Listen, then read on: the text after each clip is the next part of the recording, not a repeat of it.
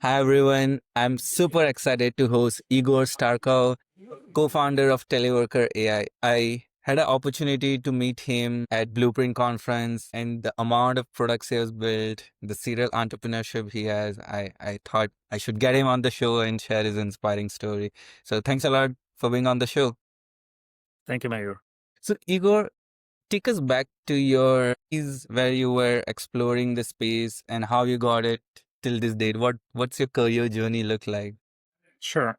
So I can start with the time that I immigrated. I immigrated here in the United States in 98, and I started my first company in 2000, so 2 years after I immigrated. Just by chance, I got into the construction industry because my wife used to work at the marketing agency that worked with home builders. So I started developing some small databases for the home builders.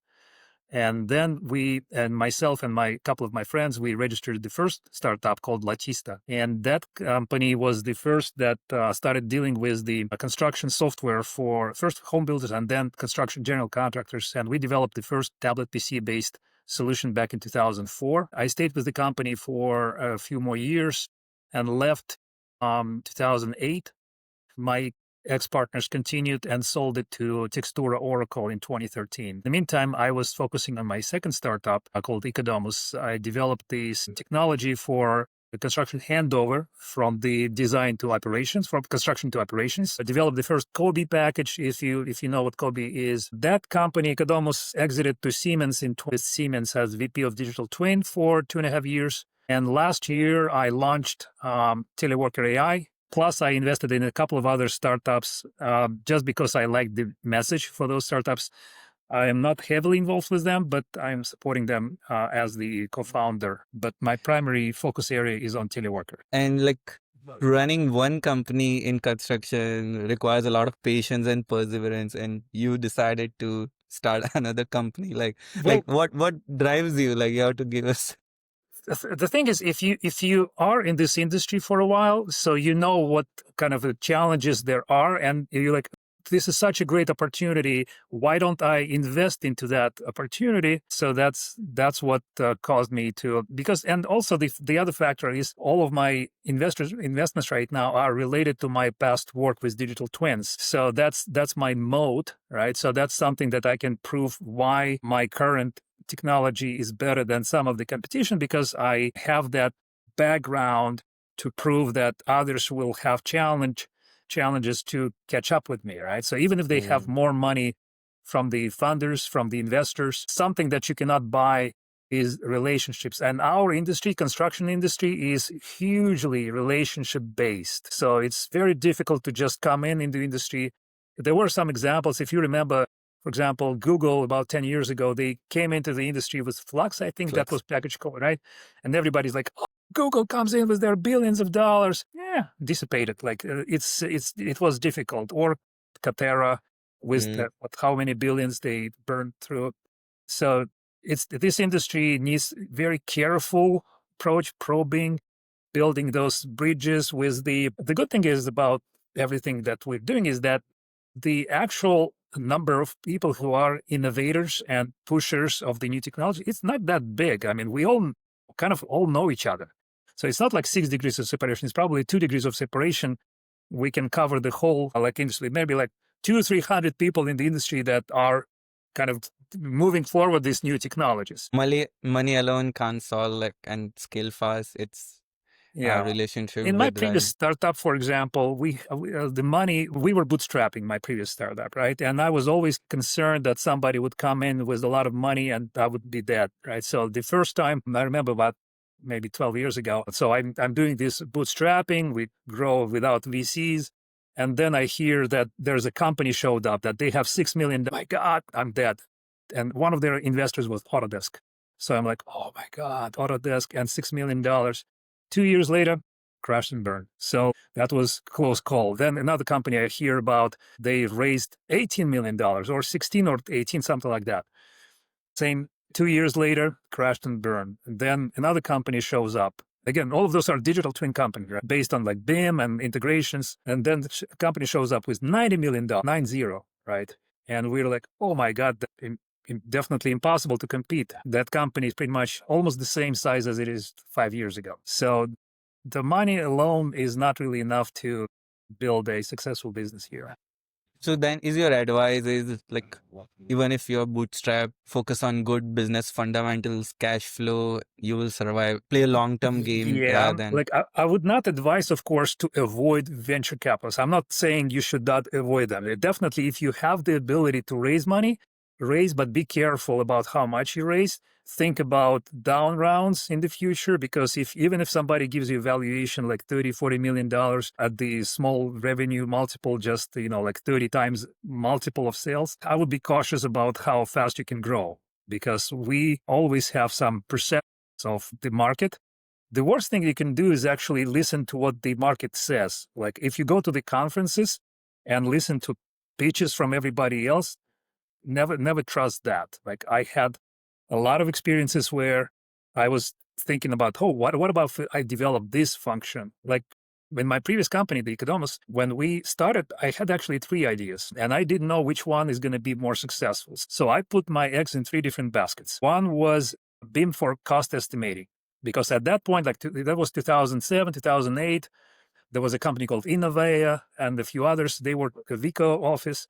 So people were thinking like, oh, BIM is going to revolutionize the cost estimating. And I'm like, so I created one package and then we developed the prototype, working prototype, and there was a test bed handled by industry leading organizations. So we present this prototype and the builders are telling me and said, oh, aren't you interested? They said, not really. I said, why? Because BIM is going to calculate everything so quickly for you. They said, it's kind of like black magic. So we don't really want to trust the software to do it for us. And plus, we don't want to share. Plus, we want this and that. So even though everybody at those conferences were saying that BIM for cost estimating is the greatest thing, it's still like 15 years later, it's better, but it's not like changed everything. The other was about last planner and lean construction. Again, everybody was like, oh, all the projects in 20 years, they're going to be lean and last planner. Yeah, there's some, but again, we did the project. We developed the product, actually. I scrapped and threw it away after 2-3 years because, again, it was the minuscule part of the market that was ready for those complex relationships. Yes, there's a few builders that are using it, but it's not really a market thing. But the handover things, the digital twinning, that thing went up. So out of 3 concept, it was successful. So you never know. Like the industry, the situation, it's all changing so fast that difficult to understand what is going to be. Some companies got lucky and they were way more successful than I was, even though we started at about the same time. And also something that I would, if I would be able to tell myself, younger self, like 20 years ago, I would say try to do things that are simpler than what you're trying to. Because I thought that if I develop something that would establish a moat, defensible moat, I need to do something that is very like sophisticated. And I built some sophisticated products that were too sophisticated for the market. And in the meantime, the companies that were developing were way simpler in solutions. They were, from financial point of view, they were much more successful than I was. I got personal satisfaction from creating some advanced products, but from the financial point of view, they were 10 times more successful because they just said, screw this, I will just make something very simple because that's what the industry wants. So many gems packed in this. And you tested so many ideas. If I were to ask, looking back, what are 3 lessons you learned the hard way about running a company? So first of all, of course, the cost of operating the company is the number one factor. So if you can reduce the costs, be prepared for the worst, plan for the best, prepare for the worst. So try to save, because things always not go the way that you planned. The team, of course, it depends on who you hire and how you establish your relationship with your partners and your key employees. So document everything as much as you can, because later people will say, no, I told you so. You're like, no, you didn't. So there's a lot of issues like that can happen later on. Choose who you work with, of course, because I had some very positive and very negative experiences. We are all not perfect. We all make mistakes. So there's nobody perfect. But I would say relationships is the things that are the most important in this industry. So because I'm meeting some guys that I've known for 10, 15, 20 years. So we all see that each other. We understand we're not perfect, but that if you show that you try and that you're honest, people establish trust with you. So even if you're not as rich and powerful as some of the other startups that raised tens of millions of hundreds of millions of dollars, they will work with you just because they are more at ease that you are. I mean, they know that you've been there, that you may be a little bit jaded, but it's easier to trust you. Because what decision makers in most companies in the construction market, number one for this industry is risk.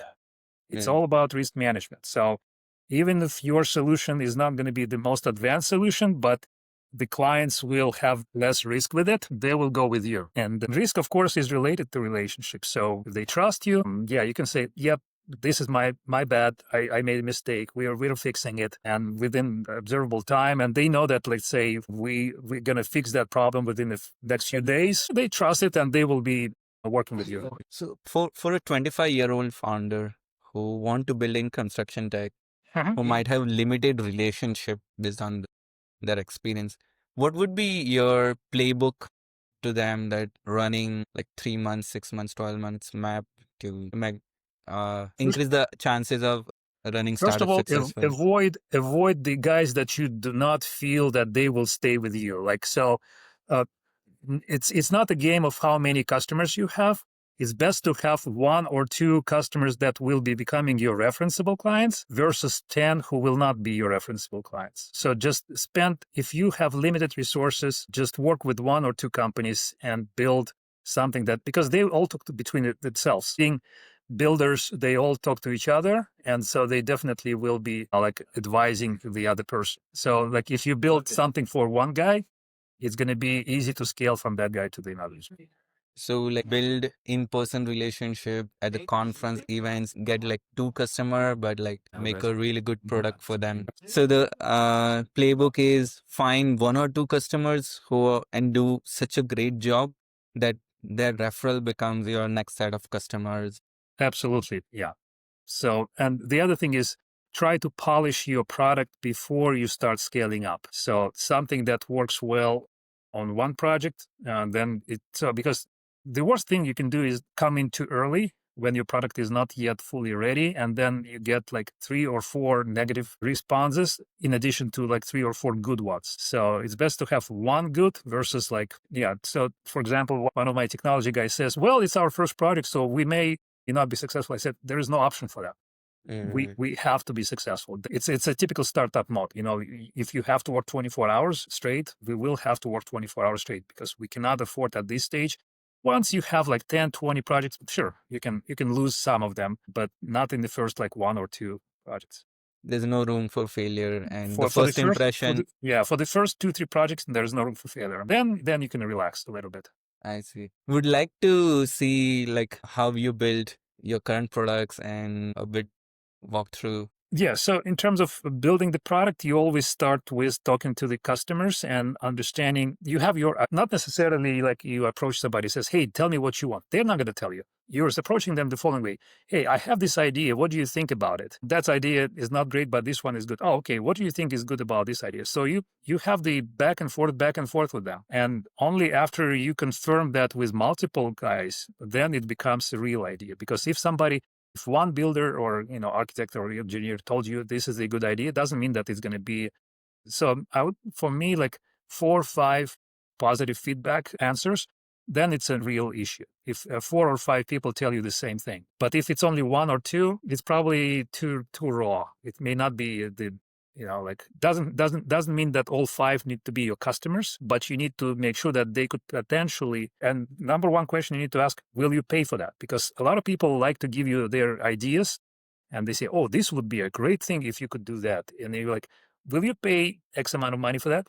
And then they're like, well, no, I'm not sure. Like, would you be able to get your management to pay for that? If they say, I'm not sure, then this is just one of their to look. Like all of us like to be creative. It's pleasant. Like you feel good, but doesn't necessarily you want to pay for that. So that's how it is. Is it like I've heard often that build relationship, get a pilot with a big enterprise customer, and then sell for on annual contract or multiple projects? I would not even say it doesn't have to be a big enterprise customer. It needs to be somebody who could be your champion. So if you can, it may be a small to medium sized builder, but they need to show that they actually did something and that they liked it for some specific reason. Right? It doesn't have to be like Turner or Skanska. It can be some ENR 300, 400 kind of builder, but they need to be like working with you and friendly with you. And if they do, then that's what is going to work out. But yes, you first do one pilot, maybe second pilot, maybe third if needed, but try to move to the enterprise after a few first projects. And there should be something in it for them. Like they need to see how your price is dropping because they are scaling you up.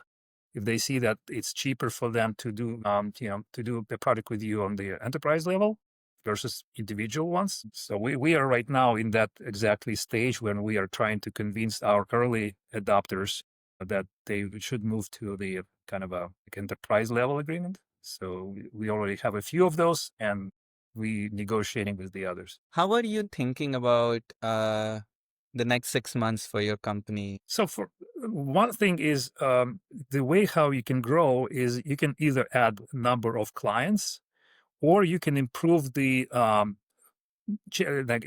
average check per client. So we think about both things, right? So to increase the check per client, I need to add capabilities to my product right now. So if, for example, we were solving one pain, but now for X amount of money, but if we start solving 2 or 3 or 4 pains for the same project, I can increase my per project check size. And at the same time, increasing the number of clients, I will probably increase the total overall.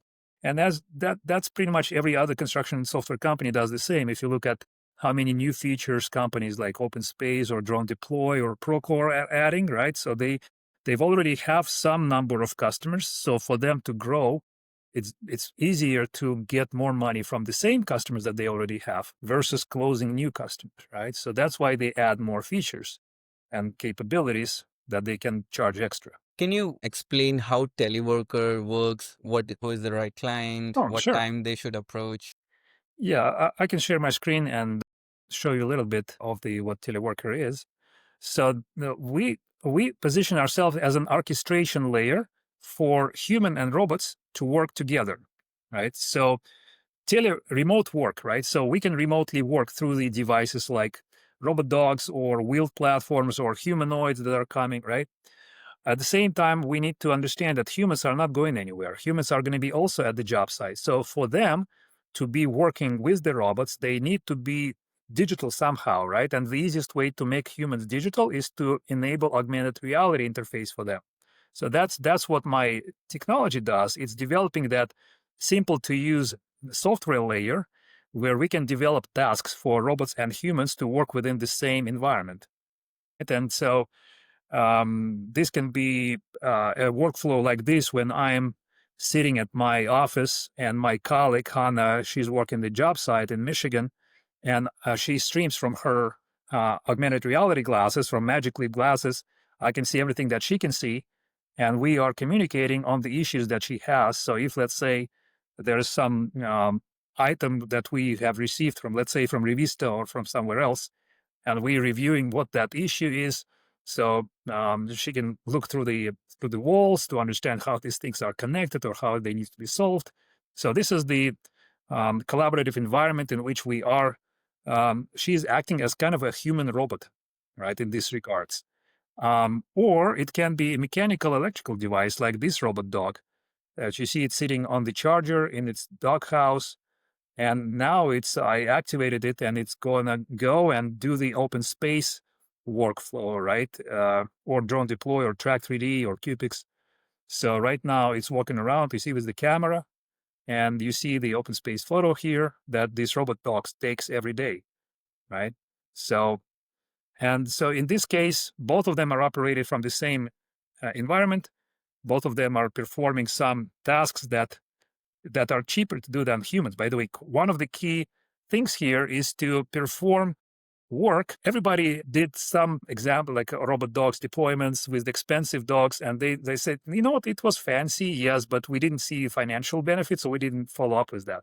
So our approach is that it has to be cheaper than a human for that specific workflow, and humans have to be working with them. So we look at different ways how this is going to be used. Like, for example, a superintendent walking the job site and the dog just following it and making all the notes. So the super doesn't even need to start, typing in their punch list items. They just can walk and talk, and the dog is actually documenting where they are, what they're doing. So, or checking the cleanliness of the job site, maybe taking care of the garbage on the job site, in addition to reality capture. So the idea is that the same device can do different things. And some of these tasks are done autonomously by the device. Some of them are doing through the teleoperation. So it's all about what is cheaper at that point. So if it's cheaper to do using human, we will do it using the teleoperation. If it's cheaper on the autonomous mode, then the robot will do it autonomously. So that's It's the kind of a short version of what we're doing. such an impressive product. Thank you. What has been the most technically challenging thing to develop? Hardware. It's always much more difficult. Things that work in the lab, obviously, they work in the lab. When you have the too hot, too cold environments in real life, dust, lighting issues, Wi-Fi issues, dead zones, trades, all of this, there's constant hidden objects, objects that LiDAR did not recognize. So you have to solve all of those things. So it's not as easy as developing just a piece of software. Fortunately, we're not building our own manufacturer. We don't manufacture the hardware. We just assemble it from the existing consumer devices and making them just usable. Those things are not easy to do. Is there anything that keeps you up at night? When you run a startup, everything keeps you at night.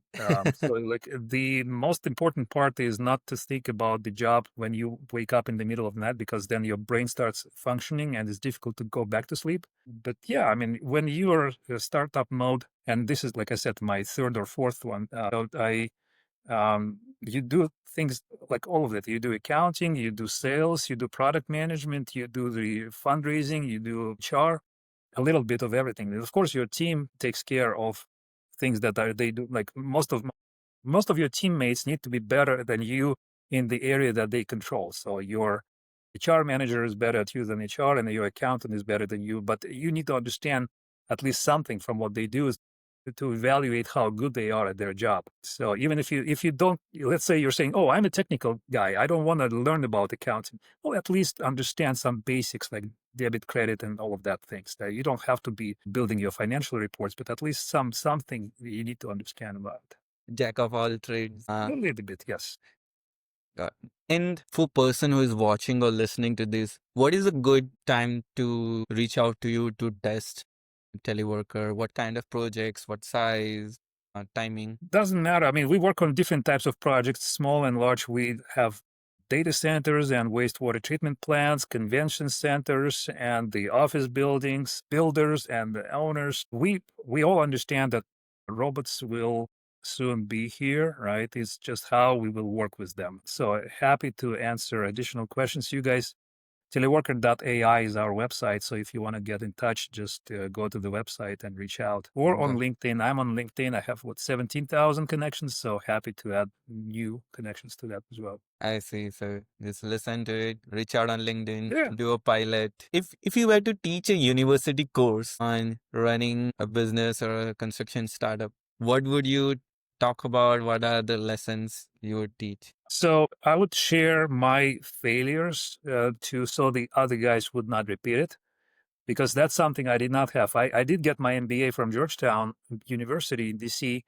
and we had the entrepreneurship classes, but they were so theoretical that they were really, I don't think they were helping that much. What does help the young entrepreneurs, those who just started, and by the way, you don't have to be like physically young. In my previous startup, the founder, he was 62 when we started. So he was 25 years older than me or something like that. So it's okay to start it at any age. But yeah, so when you hear the other people's horror stories about what happened, this helps you to avoid those. So the more of those stories you hear, the more you will be able to avoid, because success is easy. Success is being at the right place at the right time. So I would say there's more luck in your success than hard work. There's definitely hard work. I mean, without hard work, you're not going to get anything, but luck is more important. And so being lucky is something that you can actually try to kind of cultivate yourself by listening to the other people, where you should not go. Like we all avoid bad neighborhoods, for example, because we heard that somebody else got mugged over there, right? Same way, like don't do this with your share partners. Don't do that with your customers. And because this may happen, those kind of things could probably be very useful for anybody who starts Mm, this. I see. Because you build better judgments based on the stories. Yeah, you learn. Of course, we're all gonna make other mistakes. I'm making mistakes every day, every week, right? But those mistakes are smaller than mistakes I did in the past, and so hopefully they will become even smaller and smaller as we grow. But it's impossible not to make mistakes.